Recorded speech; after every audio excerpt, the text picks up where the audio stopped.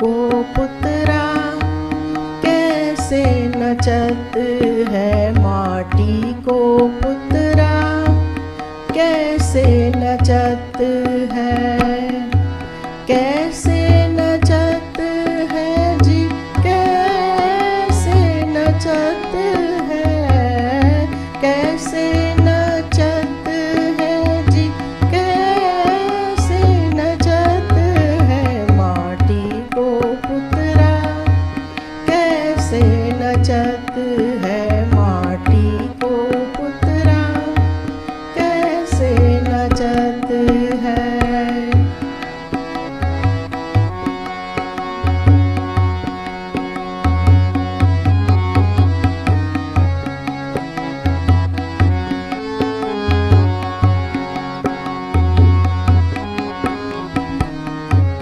देखे सुने बोले दौड़ियो फिरत है, देखे सुने बोले दौड़ियो फिरत है जी, दौड़ियो फिरत है, दौड़ियो फिरत है।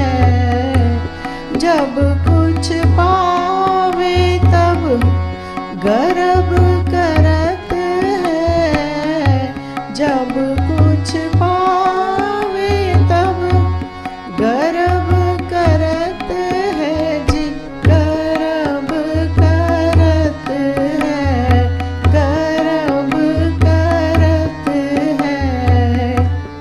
माया गई तब, माया गई तब रोवन लगत है जी, रोवन लगत है।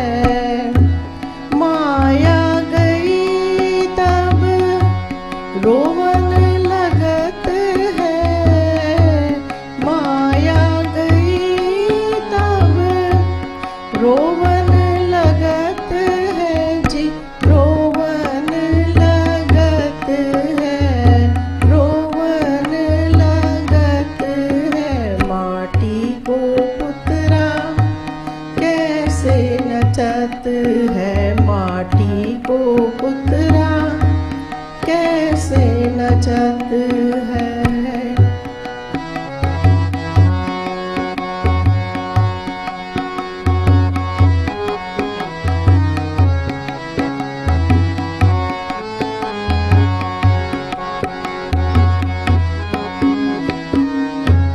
मन बच कर्म रस कस है लुभाना, मन बच कर्म रस कस है लुभाना जी, कस है लुभाना, कस है लुभाना। बिनस गया जाई, बिनस गया जाई, काहू समाना जी, काहू समाना। माटी को पुतरा, कैसे नचत है माटी को पुतरा, कैसे नचत है, कैसे नचत है जी, कैसे नचत है, कैसे नचत है जी, कैसे नचत है माटी को पुतरा, कैसे नचत है माटी को पुतरा, कैसे नचत है।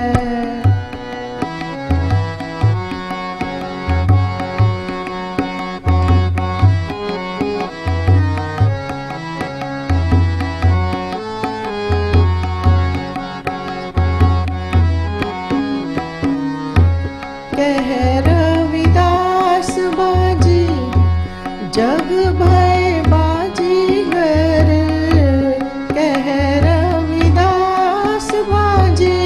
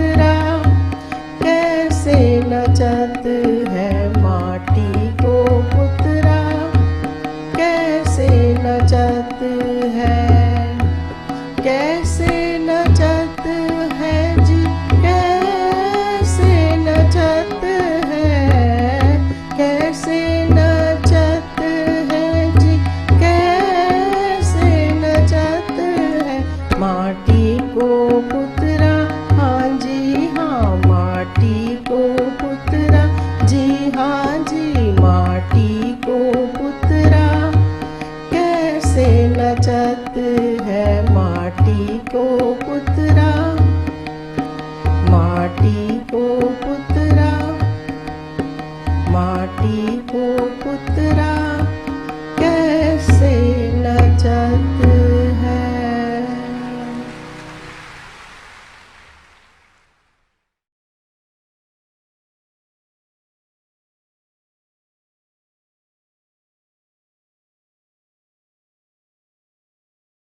प्यारे बुजुर्गों, माताओं, भाई और बहनों,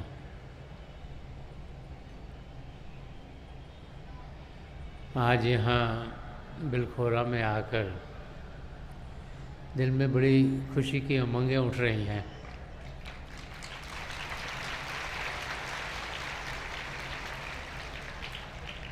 कि इतने भाई बहन यहाँ इकट्ठे हुए हैं प्रभु की याद में। जब भी हमें मौके मिलते हैं पिता परमेश्वर की ओर ध्यान देने के, वही मौके हमारी ज़िंदगी के सबसे बेहतरीन मौके होते हैं। प्रभु को याद करना, प्रभु के गुण गाना, प्रभु से प्रेम करना, यही हम सबकी ज़िंदगी का मकसद होना चाहिए। संत दर्शन सिंह जी महाराज ने एक जगह फरमाया कि खुदा से इश्क किया, आदमी से प्यार। कि जब हमारे अंदर प्रभु के लिए प्रेम जागृत होता है तो फिर हर एक इंसान, हर एक जीव से हमें प्रेम होना शुरू हो जाता है। और जहाँ प्रेम होगा वहाँ खुशियाँ होंगी, जहाँ प्रेम होगा वहाँ शांति होगी, जहाँ प्रेम होगा वहाँ आनंद ही आनंद आएगा। इंसान प्रभु के प्रेम को भूल गया। वो भूल गया है कि प्रभु प्रेम से भरपूर हैं। हम परमात्मा को सत्य, चित और आनंद के नाम से जानते हैं। सच्चाई के बारे में बहुत ध्यान दिया जाता है। जब हम छोटे होते हैं हमें ये समझाया जाता है कि हम सच्चा जीवन जिएं, किसी से झूठ ना बोलें, सच्चाई से हर एक से बातचीत करें, हर एक कार्य हमारा हो सच्चाई से हो, उस और इंसान को ध्यान दिया जाता है। स्कूलों में भी, घरों में भी इस और बहुत ध्यान दिया जाता है। चेतन हो, चेतनता की ज़िंदगी जिए, उस और भी ध्यान दिया जाता है। लेकिन जो आनंद है उस और हम बहुत कम ध्यान देते हैं। कि प्रभु से मिलना, प्रभु से जुड़ना, प्रभु की ओर ध्यान देना, एक आनंद की अवस्था में जाना है। और उस आनंद की अवस्था को जो पा गया वो ज़िंदगी के मकसद को पूरा कर पाएगा। हर एक इंसान सोचता है उसकी ज़िंदगी दुख दर्द से भरी हुई है और वो भूल जाता है कि ये जो शरीर है इसको ताकत कुछ और दे रहा है, और जिसको ताकत दे रहा है वही पिता परमेश्वर है, और उसी का एक अंश, परमात्मा का अंश आत्मा हमारे भीतर है। तो जब भी महापुरुष इस धरती पर आए हैं उन्होंने बार बार हमें ये समझाया है कि हम जानें कि हम अपनी ज़िंदगी जी कैसे रहे हैं और हमें अपनी ज़िंदगी जीनी कैसे है। तो अभी हम सब संत रविदास जी महाराज का लिखा हुआ एक शब्द सुन रहे थे, जिसमें संत रविदास जी महाराज जो हम आम इंसानों की ज़िंदगी है उसे दर्शा रहे हैं कि हम लोग इस दुनिया में जब आते हैं तो जीते कैसे हैं। तो फरमा रहे हैं कि माटी को पुतरा कैसे नचत है। वो फरमा रहे हैं कि हर एक इंसान 5 तत्वों का बना हुआ है, माटी से बना है, माटी में मिल जाएगा। इसीलिए जब भी हम कहते हैं कि इस इंसान की शारीरिक मौत हो गई तो हम क्या करते हैं, उनको या तो क्रीमेट करते हैं कि 5 तत्व जिसका वो शरीर बना है वो 5 तत्व जाकर वापस एटमॉस्फेयर में मिल जाएं, या फिर हम उन्हें दफना देते हैं ताकि माटी का पुतला बना हो माटी में जाके मिल जाए। तो हमें संत रविदास जी महाराज समझा रहे हैं कि माटी को पुतरा कैसे नचत है। कहते हैं हम एक दूसरे को देखें तो हम देखें कि हम कैसे भाग दौड़ में लगे हुए हैं। कभी यहाँ भागते हैं, कभी वहाँ भागते हैं, कभी वहाँ भागते हैं, कभी सोचते हैं ये वाली चीज़ है इससे खुशी मिलेगी, इस और चले जाते हैं। कभी सोचते हैं हो यहाँ का ज्ञान मुझे बहुत मिलना चाहिए तो उस ओर चले जाते हैं, कभी सोचते हैं नहीं नहीं नहीं शरीर को बहुत अच्छी तरह से रखना है, उस तरफ इंसान चल जाता है, कोई सोचते नहीं नहीं दिमाग बहुत तेज़ होना चाहिए, वो उस तरफ चला जाता है। तो जैसे कि कस्तूरी का हिरण है, वो कहते हैं कस्तूरी का हिरण, जब वो कस्तूरी की सुगंध उसको अच्छी लगती है बड़ी, तो वो सोचता है कि सुगंध कहाँ से आ रही है, उसके लिए कभी यहाँ भागता है, कभी यहाँ भागता है, कभी यहाँ भागता है, और उसको समझ में नहीं आता कि खुशबू कस्तूरी की उसके बीच में से आ रही है। तो संत रविदास जी महाराज हमें यही समझा रहे हैं कि हम सब माटी के बने हुए हैं, लेकिन हम नाच रहे हैं, भाग रहे हैं, कभी इधर कभी उधर, ये भूल जाते हैं कि ये ज़िंदगी सीमित है। इंसान जब इस दुनिया में जीता है तो सोचता है कि उसके बराबर का कोई है नहीं। हर एक इंसान सोचता है कि वो सबसे बेहतर है, और हर एक इंसान यही सोचता है कि सब कुछ उसे ही मिल जाए। चाहे अगर पढ़ाई कर रहा है तो लगता है कि उसको फर्स्ट आना चाहिए, अगर कोई खेल कूद में जा रहा है उधर उसको लगता है मुझे जीतनी चाहिए ट्रॉफ़ी, अगर कुछ काम कर रहा है उसको लगता है मेरा काम सबसे अच्छा होना चाहिए, और उस मैं में इंसान लगा है और भाग दौड़ में लगा हुआ है। तो इस शब्द के ज़रिए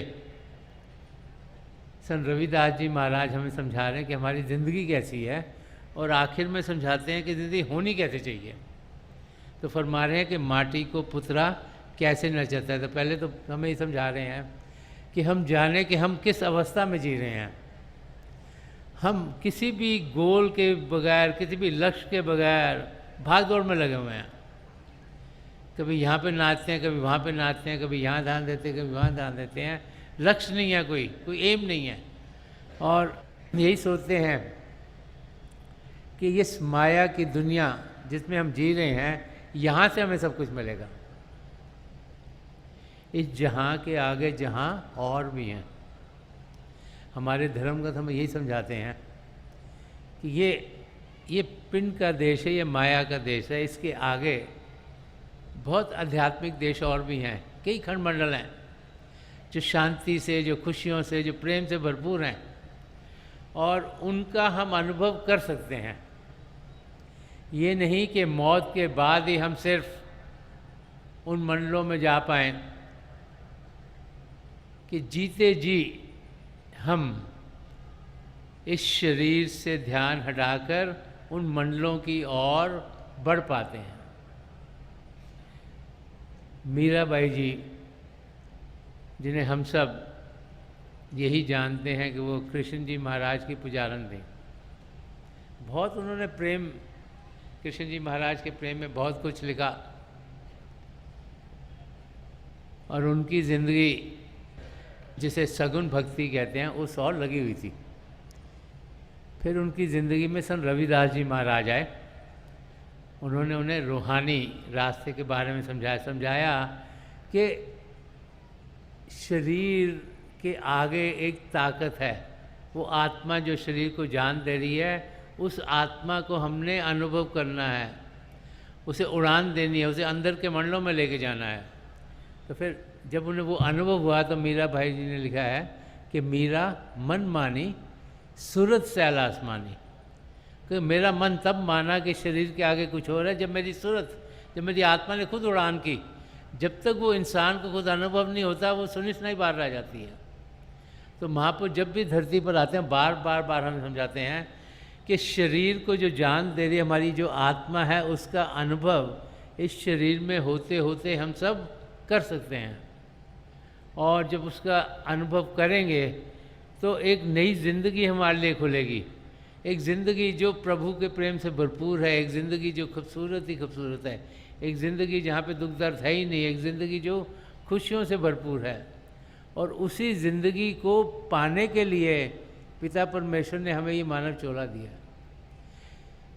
84 लाख जिया जून में सबसे उत्तम चोला मानव चोला है। किस लिए? कि इसमें प्रभु ने वो सब पदार्थ दिए हैं जो हमें चाहिए अपने आप को जानने के लिए और पिता परमेश्वर को पाने के लिए। बड़ी बरकतों से ये चोला हमें मिला है। अगर हम सोचें कि हर एक योनि में से आत्मा को गुजरना पड़ेगा तब जाके मानव चोला मिलेगा, तो आप सोचें 84 लाख जिया जून में अगर हर एक में हमारी आत्मा को जाना पड़े तो कितने करोड़ों सालों बाद फिर नंबर आएगा हमारा। ये तो प्रभु ने हम पर दया की, इतनी करोड़ों आत्माओं में से थोड़ी सी है जो चुनी। इस समय शायद 7 या 8 बिलियन लोग इस धरती पर जी रहे हैं। तो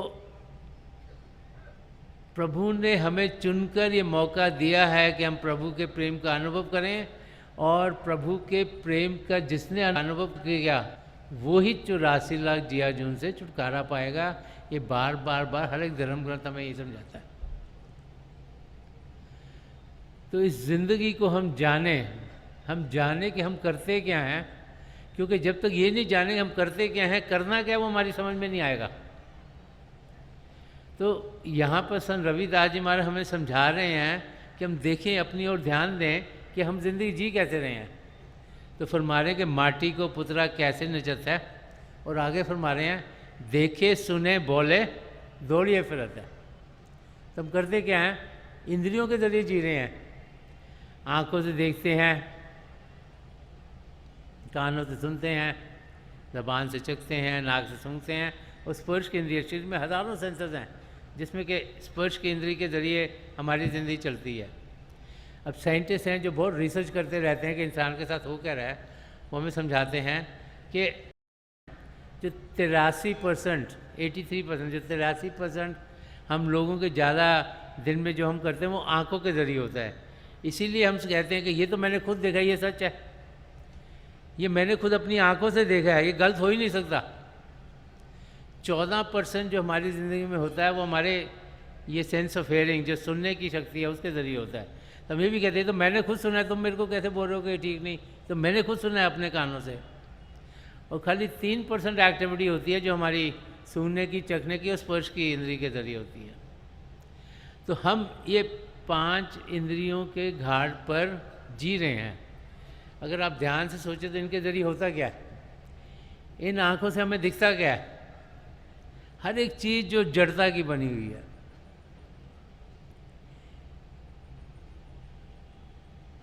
उसके आगे कुछ दिखता नहीं, उसके नीचे नहीं, उसके ऊपर नहीं। आजकल तो एक्सरेज हैं जो कि शरीर के अंदर जो है उसको भी देख पाती हैं, इन आँखों से नहीं दिखता। ये सीमित है, लिमिटेड है। प्रभु ने इतना हिस्सा दिया है जिसमें कि हम देख पाते हैं। वही सुनने की चीज़ है, कानों के ज़रिए वही फ्रीक्वेंसी जो हम सुन पाते हैं। अब जब पीछे जब सुनामी आया था और कई साल हो गए, तो उसने बड़ी तबाही करी, और आज हर एक देश के पास बड़े बड़े कंप्यूटर, बड़े बड़े इंस्ट्रूमेंट्स हैं जिसके ज़रिए वो वेदर को प्रेडिक्ट करते हैं। हर रोज़ वेदर की न्यूज़ आती है, अब तो हर समय आती है। अब तो इंटरनेट के थ्रू तुम कभी देखो कहाँ पे वेदर कैसा है, कहाँ पर क्या है, वो न्यूज़ आती रहती है। तो इसका मतलब बहुत से इक्विपमेंट इंसानों के पास हैं देखने के लिए कि तूफ़ान कहाँ से आएगा, बारिश होगी कि नहीं होगी, हवा का टेम्परेचर क्या होगा, एंटीसिपेट हम लोग कर सकते हैं।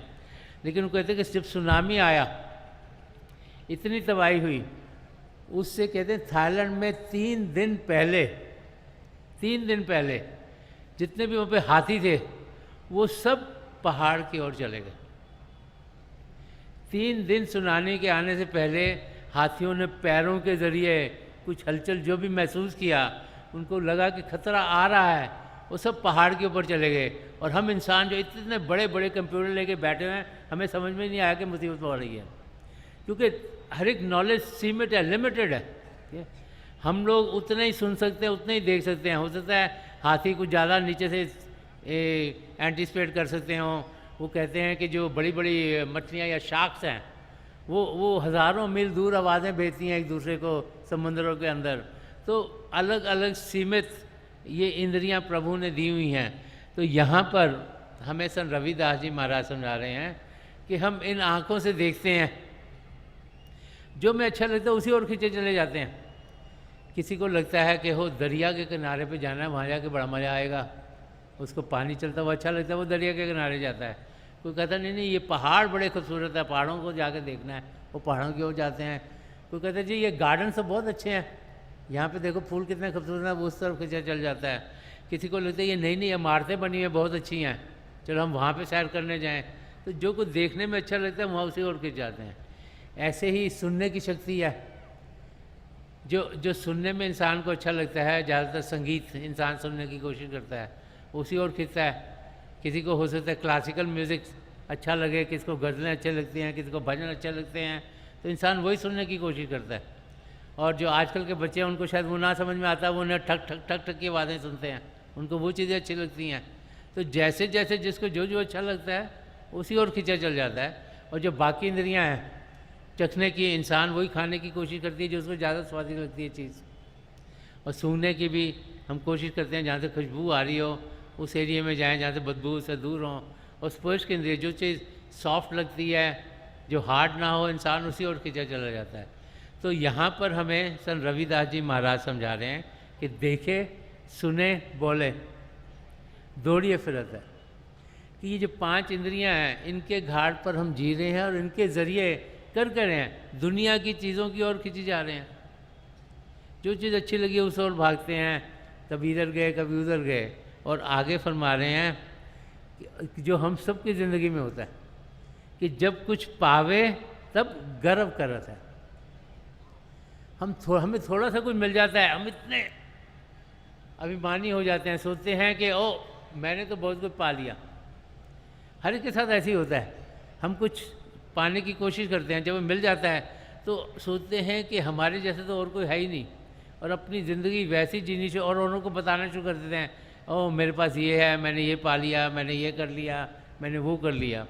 तो वो फरमा रहे कि जब कुछ पावे तो गर्व करत है, और माया गई तब रोवन लगत है। अब जो चीज़ हमें मिलती है, जो पाते हैं, उसे लगाव हो जाता है, और जैसे ही वो छिनती है हमसे, किसी भी कारण छिने, तो इंसान सोचता हो मेरे साथ ऐसे क्यों हो गया, मैंने क्या काम खराब कर दिया, परमात्मा मेरे से पे खुश क्यों नहीं है, प्रभु मुझे क्यों इस दुख को दे रहे हैं। ये बार बार हम सब सोचते हैं जब भी कोई चीज़ हमसे जाती है। अब घर में जैसे एक परिवार जी रहा है, माता पिता बुजुर्ग हो गए, बच्चे बड़े हो गए, तो एक एक करके कोई ना कोई जाता है। तो जब बहुत नज़दीकी कोई जाता है, हमारे पिताजी या माताजी या दादाजी या दादी जी या और कोई नज़दीकी जाता है, तो बहुत तकलीफ़ होती है।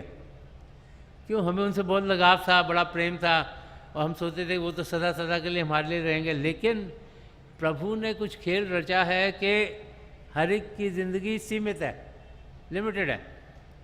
ऐसे ही इंसान नई कार खरीदता है, तो नई कार खरीदता है तो बड़ा खुश होता है कि मैंने नई कार खरीदी है। लेकिन कुछ सालों के बाद हो सकता है कार चलनी ठीक ना हो सकता है मशीनरी ख़राब हो जाए, हो सकता है कुछ हो रहा है, तो देनी पड़ती है, तो उसको बड़ी तकलीफ़ होती है। तो कोई भी चीज़ जो हमारे पास है, जब हमसे चली जाती है तो इंसान को बहुत दुख दर्द होता है। यही यहाँ संत रविदास जी महाराज हमें समझा रहे हैं कि हम सब की ज़िंदगी ऐसी है, क्योंकि जो कुछ भी हमें मिलती है उससे हमें लगाव हो जाता है। हम सोचते हैं ये मेरी है, ये सदा सदा के लिए मेरे पास रहेगी, लेकिन ऐसा ज़िंदगी में होता नहीं, क्योंकि यहाँ पर जो कुछ भी है वो सदा सदा के लिए रहने वाला है ही नहीं। तो सदा सदा के लिए रहने वाला क्या है, जैसे गुरबानी में आया कि आज सच जुगाद सच है भी सच नानक होती भी सच, कि जो शुरुआत में सच था वो क्या था, पिता परमेश्वर। आज कौन है सच, पिता परमेश्वर। कल परसों चौथ कौन होगा सच, पिता परमेश्वर, क्योंकि प्रभु तो सदा सदा रहने वाले हैं। ये हम इंसान हैं जो चंद दिनों के लिए आते हैं, चाहे कोई देश का राजा हो, चाहे बड़ा फिलॉसफर हो, चाहे कोई बड़ा आर्टिस्ट हो, चाहे किसी किस्म का भी इंसान हो, हर एक इंसान की ज़िंदगी सीमित है, लिमिट है। तो 50 साल जीता है, कोई 60 साल जीता है, कोई 100 साल जीता है, आजकल टाइम में शायद 120 साल कोई जीता हो, और आगे समय होगा शायद कोई 150 साल जिए। जैसे जैसे टेक्नोलॉजी इंप्रूव होती है, हमारी थोड़ी आयु भी बढ़ रही है, लेकिन हर एक की लाइफ सीमित है, लिमिटेड है। तो यहाँ पर संत रविदास जी महाराज हमें यही समझा रहे हैं कि हम जाने कि हम इस धरती पर चंद क्षणों के लिए आए हैं, और उन क्षणों को यहाँ प्रभु ने जब हमें भेजा है, उन क्षणों का पूरा फ़ायदा उठाने के लिए भेजा है। और उन क्षणों में हम अपने आप को सही रूप में जाने, और जाने कि ज़िंदगी का कुछ मकसद है, और वो मकसद है प्रभु से जुड़ना, वो मकसद है 84 लाख जियाजुन से छुटकारा पाना, वो मकसद है कि हम इसी ज़िंदगी में प्रभु से एक में खो जाएं। संत दर्शन सिंह जी महाराज ने फरमाया कि मिलेगा रूह को परवाज़ दे के देख जरा, करीब है उसे आवाज़ दे के देख जरा। बहुत से लोग तो सोचते हैं प्रभु को हम कैसे पाएंगे, ये तो खाली संत महापुरुष, ये जो ऋषि मुनि हैं जो पहाड़ों पे जाके ही प्रभु को याद कर वही पा, हम तो घर गृहस्थी में रहने वाले हैं, हम पिता परमेश्वर को कैसे पाएंगे, हमारे को तो काम ही बहुत हैं, बच्चों का भी ख्याल करना है, घर का भी ख्याल करना है, काम काज भी करना है, रिस्पॉन्सिबिलिटीज़ हैं, सबको सपोर्ट करना है, तो हम पिता परमेश्वर कैसे पाएंगे। तो संत दर्शन सिंह जी महाराज फरमाते कहते हैं मिलेगा, प्रभु ज़रूर मिलेगा, ये मिलेगा। रूह को हमने उड़ान देनी है, रूह को प्रवास दे के देगा कि अपनी जो आत्मा है उसको उड़ान दो। वो इस समय इस शरीर के पिंजरे में फंसी हुई है कि करीब है उसे आवाज़ दे के देख जरा। पिता परमेश्वर तो हमारे बहुत करीब हैं, वो हमारे अंग संग हैं, हमारे भीतर बैठे हुए हैं, वो कहीं आसमान में नहीं, हम सबके भीतर हैं, लेकिन हमने उनकी तरफ देखना है, उनको पुकारना है, उनको पूरे दिल से पुकारना है, एक एक पैशन से, एक जोश से पुकारना है, एक लगन से पुकारना है, तभी हम पिता परमेश्वर को पा सकेंगे। और हम में से हर एक प्रभु को पा सकता है, ये बार बार बार महाप्रभु हमें समझाएंगे। ये नहीं कि प्रभु सिर्फ एक कैटेगरी के लोगों के लिए हैं, कि खाली पढ़े लिखों के लिए हैं या अमीरों के लिए हैं या एक फेथ के लोगों के लिए हैं। पिता परमेश्वर हम सब के लिए हैं, हम सब उन्हीं की संतान हैं, और ये हमारा बर्थ रेट है उनको जानना, उनको पहचानना। और मानव चोले में आने का मकसद ही यही है कि हम अपने आप को सही रूप में जान सकें और आत्मा का मिलाप परमात्मा में करवा सकें। तो हमें यहाँ पर संत रविदास जी महाराज आगे और फरमा रहे हैं कि हम और क्या करते हैं अपने साथ। फरमा रहे हैं मन बच कर्म रस कसे लुभाना। वो फरमा रहे हैं कि हम जो इंद्रियों के भोग हैं उनमें पड़ जाते हैं। मन ही मन हमें क्या आता है, विचार। विचार किस किस्म के आते हैं, जिस किस्म के काम में हम लगे होते हैं। अगर आप घर में आप बच्चों का ख्याल कर रहे हो तो आपको आएगा कि वो बच्चे ने स्कूल से आना है, अब इसको इस क्लास में लेके जाना है, अब इसको यहाँ पे लेके जाना है। अगर आप बिज़नेस कर रहे हो तो लगेगा वो मैंने काम को बढ़ाना कैसे है। और अगर घर में कोई ना कोई तकलीफ़ आती है, लगेगा डॉक्टर के साथ अपॉइंटमेंट है, टैक्स का टाइम आ रहा है तो अकाउंटेंट के साथ अपॉइंटमेंट है, और क्या हो गया उसके बारे में ख्याल है, क्या हो रहा है उसके बारे में, क्या होगा उसके बारे में इंसान फिक्र करता है। ओहो कल मुझे रोटी ठीक से मिलेगी कि नहीं मिलेगी, मेरी उम्र बढ़ रही है, मेरे बच्चे मेरा ख्याल करेंगे कि नहीं करेंगे। या हर एक किस्म के ख्याल इंसान को आते रहते हैं। वो ख्याल किसके हैं, दुनिया के। प्रभु का ख्याल किसको आता है। प्रभु को इंसान तब याद करता है जब मुसीबत में होता है, जब उसको सब कुछ करने के बावजूद उसका काम नहीं होता, तब वो प्रभु को याद करता है। ज़्यादातर बच्चे प्रभु को कब याद करते हैं, उनके एग्ज़ाम्स होते हैं। हम लोग प्रभु को कब याद करते हैं, घर में बच्चा नहीं हो रहा तब प्रभु को याद करते हैं, कि बच्चे की शादी नहीं हो रही तब प्रभु को याद करते हैं, कोई घर में बीमार हो गया तब प्रभु को याद करते हैं। बाकी जब सब ठीक चल रहा है तो हम भी मस्त मोले बन के अपनी चीज़ों में लगे रहते हैं। तो यहाँ पर हमें संत रविदास जी महाराज समझा रहे हैं कि जो हमारे विचार हैं वो इस दुनिया के बारे में जो वचन है, जो बोलते हैं, वो भी विचारों पर निर्भर होता है। देखो जैसे इंसान की समझ होती है वैसे उसको विचार आते हैं, क्योंकि हम समझते हैं कि हम दुनिया में आए हैं, दुनिया में जीना है, तो हमारे विचार दुनिया के हैं।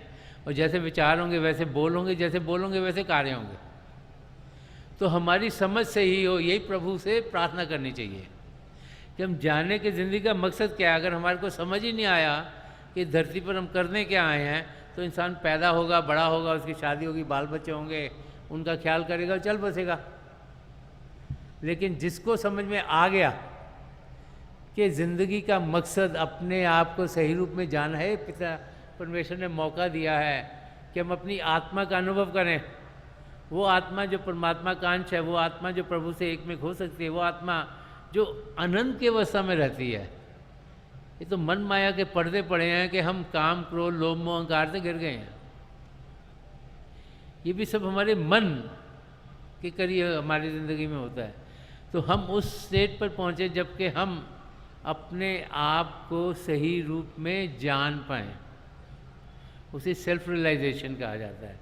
और फिर आत्मा का मिलाप परमात्मा से करें जिसे गॉड रियलाइजेशन कहा जाता है। कि अपने आप को जानना, संत कृपाल सिंह जी महाराज बार बार फरमाते थे, हे इंसान तो अपने आप को जान।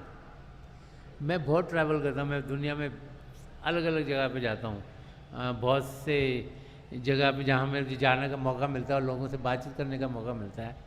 तो चाहे इंसान भारतवर्ष में जी रहा हो, चाहे यूरोप में जी रहा हो, चाहे अमेरिका में जी रहा हो, चाहे अफ्रीका में जी रहा हो, चाहे ओशियाना में, ऑस्ट्रेलिया, न्यूजीलैंड में जी रहा हो, कहीं भी जी रहा हो, अंदर से हम सब एक ही हैं, हालत सबकी एक ही है। भाषाएं अलग अलग बोलते हैं, खाने अलग अलग खाते हैं, हमारे तौर तरीके अलग अलग हैं, लेकिन जैसे हम जीते हैं वो तरीके सबके एक जैसे ही हैं। तो हर एक इंसान की कोशिश हो रही है कि जिस जिसको समझ आ रही है कि हमारी ज़िंदगी क्या होनी चाहिए उस ओर ध्यान देने की कोशिश करता है। लेकिन ये कोई नई चीज़ नहीं है। जब मैं ग्रीस में गया, कई साल हो गए ग्रीस में गया, उसके बाद कई बार ही गया हूँ, तो एक वहाँ जगह है जिसको डेल्फिक ऑरिकल कहा जाता है। तो मुझे वहाँ लेके गए दिखाने के लिए, साइट्स कैसी हैं। तो उधर पुराने ज़माने में जैसे जो ग्रीक के बड़े फिलासफर थे, एरिस्टोटल, प्लेटो, वो जो उनके बड़े बड़े थे, उनके फिलासफर्स थे, वो वहाँ पर आकर जैसे टॉक्स देते थे, लोगों को से बातचीत करते थे, अपना जो उनको ध्यान, जो उनकी समझ थी वो समझाया करते थे। तो वहाँ पर डेल्फिक ऑरिकल के जाने के आगे एक गेट बना है, और गेट पे लिखा है नो द सेल्फ, कि अपने आप को जानो। तो कोई नई चीज़ नहीं, वो हज़ारों साल पहले का बना हुआ है। तो अपने आप को जानना, पिता परमेश्वर को पाना, ये महापुरुष जब भी इस धरती पर हैं बार बार बार हमें समझाते चले हैं। ये तो हम हैं कि उनके समझाने के बावजूद भी दुनिया के कामों में फिर फंस जाते हैं, क्योंकि हमें लगता है वो बहुत ज़रूरी हैं। तो ज़रूरी क्या है ये समझ में आना इंसान के लिए इम्पोर्टेंट है। अब जब महापुरुषों के की ओर ध्यान देते हैं तो बार बार वो समझाया करते थे, जो सुबह का समय है जिसे अमृत वेला कहा गया है, ब्रह्म मुहूर्त कहा गया है, 3 से 6 बजे, उसमें बैठ के अभ्यास करो। अगर आप सोचो कि अलग अलग धर्मों वाले लोग क्यों कहते हैं एक ही समय पे अभ्यास करो, उस समय फिज़ा में खामोशी होती है। ये तब से कहा गया जब कोई ये बिल्डिंगें नहीं थी, ये सड़कें नहीं थी, ये बड़ी बड़ी मशीनरी नहीं थी, ये 24 घंटे जो मॉल्स खुले हुए हैं और हॉस्पिटल खुले हुए हैं और काम 24 घंटे चल रहे हैं फैक्ट्रीज में, वो नहीं था। लोग गांव में रहते थे, झोपड़ियों में रहते थे। तो 3 से 6 बजे का समय था जब अभी जो पंछी थे, बर्ड थे, वो अभी उठे नहीं होते थे। फिज़ा में सबसे ज़्यादा खामोशी रहती थी और ध्यान टिकाना आसान ना हो जाता है। अगर जहाँ भी शोरगुल होगा वहाँ ध्यान टिकाना बड़ा मुश्किल है। तो जब हम हिस्ट्री की ओर देखते हैं तो बार बार बार वो समय जो सबसे शांत था उस पर ही, चाहे हम ईस्ट के महापुरुषों को देखें चाहे वेस्ट में महापुरुष हैं उनको देखें, सब यही कहते हैं उस समय आप अभ्यास करो, उस समय प्रभु को मिलने आसान है, वो प्रभु को मिलने का समय है, वो अमृत वेला है, वहाँ पे प्रभु का अमृत बरस रहा है, उसमें उसको हम पिएँ ताकि हमारे भी जो मन माया के पर्दे हैं वो हट जाएँ। आज भी वैसे ही है। अगर उस समय पे मेडिटेट सबसे अच्छा है, लेकिन आजकल क्योंकि फैक्ट्री 24 घंटे चल रही है और अगर आप मेडिकल प्रोफेशन में हो सकता है आपकी ड्यूटी लगी हो हॉस्पिटल में काम करने की उस वक्त, तो फिर कोई भी समय दिन का जब आप ताज़ा तंदुरुस्त अभ्यास के लिए सही है। आप कोशिश कीजिए कि उसी समय पर रोज़ाना अभ्यास करेंगे तो आपकी तरक्की जल्दी होगी। तो संत रविदास जी महाराज भी हमें समझा रहे हैं कि हमारी हालत क्या है, कि जो ये इंद्रियों का जो रस है जो हमें बाहर की ओर खींचता है उसमें ही हम फंस गए हैं, समझा रहे हैं। और फरमा रहे हैं कि हमारा होता क्या है कि बिनस गया जाए कहीं समाना। वो कह रहे हैं कि जब सब नष्ट हो जाता है तो हमने जाना क्या हमें समझ में नहीं आती। इंसान जो भाग दौड़ कर रहा है, ये मन इंद्रियों के घाट पर जी रहा है, तो कभी ये लेने की कोशिश करती है, कभी वो लेने की कोशिश करता है, पर कोई ना कोई समय आता है जबकि कुछ ना कुछ लाइफ में हो जाता है जिससे कि इंसान जो उसने पाया होता है उसे खच जाता है या वो ख़त्म हो जाता है या नष्ट हो जाता है। तो उस समय उसे समझ नहीं आता कि मैं करूं क्या। तो करना क्या है वो आगे समझा रहे हैं, फरमा रहे हैं कि कह रविदास बाजी जग भाई, वो कह रहे हैं हे इंसान, हे मेरे भाई तुम समझो कि ये एक गेम है। जैसे कठपुतली का नाच होता है तो कठपुतलियों को कौन चला रहा है? एक चला रहा है, बाजीगर चला रहा है। कोई ऐसे ठुमक रही है, कोई ऐसे कर रहा है, कोई ऐसे कर रहा है, कोई ऐसे कर रहा है, पर उसको चलाने वाला पीछे है, पर्दे के पीछे। कह रहे कि ये भी एक नाच है जिसमें कि हम सब कठपुतलियाँ हैं, हमारी डोर प्रभु के हाथ में है, वही जो चाहते हैं वही हमारी ज़िंदगी में होता है। और जैसे हमारे पुराने कर्म हैं वो हमारी ज़िंदगी में ढलेंगे, तो हमको कई कई चीज़ों में से चलना है, और कितना कितना हमारा इंटरैक्शन किस किस के साथ है वो भी उतना ही होगा। इसीलिए हम ज़िंदगी में देखते हैं कई बार हम जब बच्चे होते हैं हमारी बड़ी दोस्ती होती है जो घर के आसपास रहते हैं उनके साथ। फिर हम स्कूल में जाते हैं तो स्कूल में हमारे दोस्त मित्र और बन जाते हैं। फिर स्कूल से कॉलेज में गए और कॉलेज में हम किसी और जगह चले गए, घर से बाहर चले गए, हॉस्टल में रह रहे हैं, तो जितने हमारे दोस्त मित्र थे जो घर के आसपास रहते थे, जितने स्कूल के दोस्त मित्र, सब अलग अलग हो जाते हैं। उसके बाद जो कॉलेज में हमारे दोस्त बन जाते हैं, कॉलेज से जब निकलते हैं हमारी शादी होती है, तो हो सकता है कि नौकरी किसी और जगह लग जाए। और बहुत से लोग तो आजकल बाहर के देशों में जाने शुरू हो गए हैं। जब वहाँ जाते हैं तो ये लोग भी सब हमसे अलग हो गए होते हैं। तो ज़रूरी नहीं कि जो हमारा बचपन में मित्र होगा, किसी टाइम में मित्र बनेगा, वो सदा सदा के लिए हमारे साथ रहेगा। तो यहाँ पर संत रविदास जी महाराज समझा रहे हैं कि ये एक गेम है, एक खेल है, और जितना जितना जिसके साथ हमारा रिश्ता नाता उतने हमारा मेल मिलाप होता है, उसको हमने समझना है। और समझना क्या है वो आखिर में बता रहे हैं कि बाजीगर सो मोहे प्रीत बनाई। जो जिंदगी का मकसद वो आखिरली लाइन में समझा रहे हैं। पहले तो समझा रहे थे कि हम कर क्या रहे हैं, तो समझा रहे हैं कि मुझे समझ में आ गया कि ये गेम चल रही है, तो मुझे ये भी समझ में आ गया कि जो इसको चला रहा है उसके साथ मुझे प्रेम करना है। कि लगाव, ये जो बाकी लोग हैं जो इस गेम में हैं, जो इस प्ले में हैं, जो इस खेल में हैं, उनके साथ लगाव नहीं करना, क्योंकि वो लगाव तो थोड़ी थोड़ी देर के लिए है। लगाव पिता परमेश्वर के साथ करना है। एक मीना बाज़ार की कहानी बड़ी पुरानी है कि एक राजा था, वो अपनी प्रजा से बहुत प्रेम करता था। तो वो हर साल एक अपने पैलेस में एक मेला लगाता था, जिसमें लोगों को उस दिन कहा करता था तुम सवेरे 9 से आके 5 बजे तक आओ, और जो एक चीज़ आप लेके जा सकते, जो मर्जी, अच्छा सा कारपेट चाहिए वो ले जाओ, कोई ज्वेलरी का पीस चाहिए वो ले जाओ, कोई फर्नीचर चाहिए वो ले जाओ, कोई पेंटिंग चाहिए वो ले जाओ। तो अच्छी अच्छी चीज़ें जो उसके पैलेस में होती थी वो वहाँ पे लगा देता था, और कहता था कि कोई भी आके उस दिन एक एक चीज़ कोई भी लेके जा सकता है। तो लोग बड़े तैयार होते थे, पहले से जल्दी जल्दी जाएं, घूमें, देखें कौन सी अच्छी चीज़ लगी वो लेके घर में जाएं। तो राजा देखा करता था कि कैसे चल रहा है सब कुछ। तो राजा ने देखा कि एक छोटी सी लड़की है, वो घूम रही है तो पहले से, लेकिन कोई उठा नहीं रही, कभी यहाँ जा रही है, कभी वहाँ जा रही है, कभी ये देखती है, कभी वो देखती है। और लोग कोई फर्नीचर लेके जा रहा है, कोई कारपेट लेके जा रहा है, कोई ज्वेलरी उठा रहा है, कोई अच्छे अच्छे कपड़े उठा रहा है, कोई पेंटिंग उठा रहा है। तो जब 4:30 पौने 5 बजे, तो राजा को लगे तो 5 बजे तो ख़त्म हो जाएगा, तो ये तो लड़की ने तो कुछ लिया ही नहीं।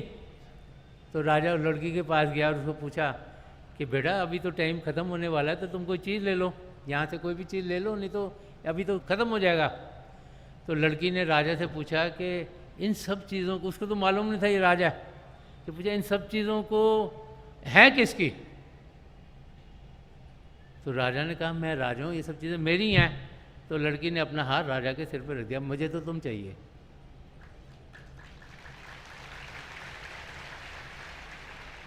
क्योंकि राजा मिल गया तो सब कुछ सब अपने आप ही मिल गया। तो इसलिए हमारा हाथ भी पिता परमेश्वर के ऊपर जाना चाहिए, प्रभु की देनों के ऊपर नहीं। यही यहाँ संत रविदास जी महाराज हमें समझा रहे हैं। हम सब यहाँ पिता परमेश्वर को पाने के लिए आए हैं। प्रभु चाहते हैं हम उनसे प्रेम करें, प्रभु चाहते हैं हम उनसे मिलें, प्रभु चाहते हैं हम उनसे एक में हों, प्रभु चाहते हैं हम 84 लाख जिया जो उनसे छुटकारा पाएँ और वापस उनके साथ जाकर जिएँ। ये हम हैं जो उनकी देनों में लगे हुए हैं, कि मुझे ये मिल जाए, मुझे वो मिल जाए, मुझे वो मिल जाए। तो महापुरुष जब भी इस धरती पर आते हैं वो बार बार हमें यही समझाते हैं कि हम असलियत को जाने असलियत हमारे भीतर है, कहीं आसमान में नहीं। हम जब अभ्यास करते हैं अंदर की दुनिया में बढ़ते हैं, अंदर की दुनिया प्रेम की दुनिया। हर एक धर्म ग्रंथ को आप पढ़ोगे तो बार बार आपको यही देखने को मिलेगा कि हर एक धर्म के दो पहलू हैं। एक जिसे एक्सोटेरिक साइड ऑफ द रिलीजन कहा जाता है कि बाहरी तरीके से हम अपने फेथ को, अपने रिलीजन को हम कैसे, अपने धर्म को कैसे हम चला रहे हैं, और एक एजोटेरिक साइड जो कि अंदरूनी साइड है कि अंदर में होना क्या चाहिए। तो बाहर की तरफ से सबके धर्म अलग अलग हैं। जैसे कहीं हैं जहाँ पे सिर को कवर करके जाना पड़ता है, कहीं ऐसे हैं जहाँ पे जूते उतार के जाना पड़ता है, कहीं ऐसे धर्म है जहाँ अगर जूते नहीं पहनेंगे जाने देंगे आपको अंदर, और अगर आपका सिर कवर्ड है तब भी नहीं जाने देंगे। तो अलग अलग धर्म के अलग अलग तौर तरीके हैं। कहीं पर हम हाथ धोकर जाते हैं, कहीं पर पैरों को धोकर जाते हैं, ये सबके तौर तरीके अलग हैं। कहीं पर हम जाकर मोमबत्तियाँ जलाते हैं, कहीं पर जाकर हम घंटियाँ बजाते हैं। तो ये बाहर के तौर तरीके हैं। लेकिन जो अंदरूनी साइड है हर एक धर्म की, वो है कि हम अपनी आत्मा का अनुभव करें। उसको कोई मेडिटेशन कहता है, कोई कहता है सिटिंग इन साइलेंस, कि हम शांत अवस्था में बैठे हुए हैं, कोई कहता है हम ध्यान टिका रहे हैं। वो अंदरूनी साइड है जो हमारी आत्मा के साथ डील करती है, और वही असलियत है। उसी असलियत को हमने जानना, उसे पहचानना है। जितने भी महापुरुष हैं जिनके नामों के बाद अलग अलग धर्म बने हैं, उन सब ने अभ्यास किया। अगर उनकी हिस्ट्री पढ़ो, उनको पिता परमेश्वर का कोई अनुभव हुआ, और वो ये भी समझा गए अपने अनुयायियों को कि वो अनुभव और भी कर सकते हैं। तो उस अनुभव को पाने के लिए प्रभु ने हमें ये मानव चोला दिया है। हम ये ना समझें कि ये ज़िंदगी हमारी किसी मकसद के बेगार है। ये ना समझें कि कोई गोल नहीं, कोई एम नहीं।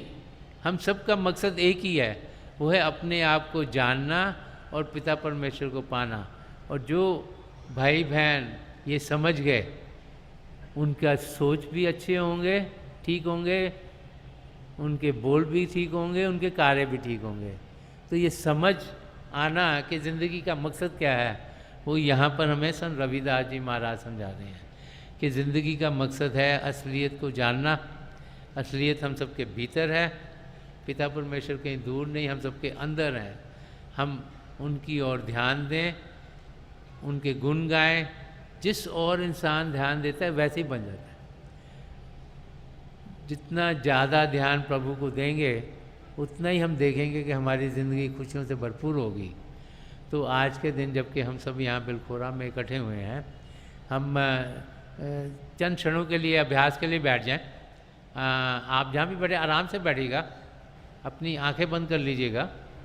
ये जो आँखों के डेले आई बोलते सीधे सामने होने चाहिए, जैसे आप अपने सामने 8-10 दिन सामने फोकस कर रहे हो। आंखें बंद करते ही वो भाई बहन जिन्हें नाम की देन मिली आप सिमरन कीजिएगा, और जो भाई बहन नए हैं आप पिता परमेश्वर के किसी भी नाम का जाप कीजिएगा। जाप मन ही मन कीजिएगा, ऊंचा नहीं दोहराना। थोड़ी देर में आपके सामने रोशनी के चिन्ह आपको दिखेंगे, और फिर और बहुत से नज़ारे आपको देखने को मिलेंगे।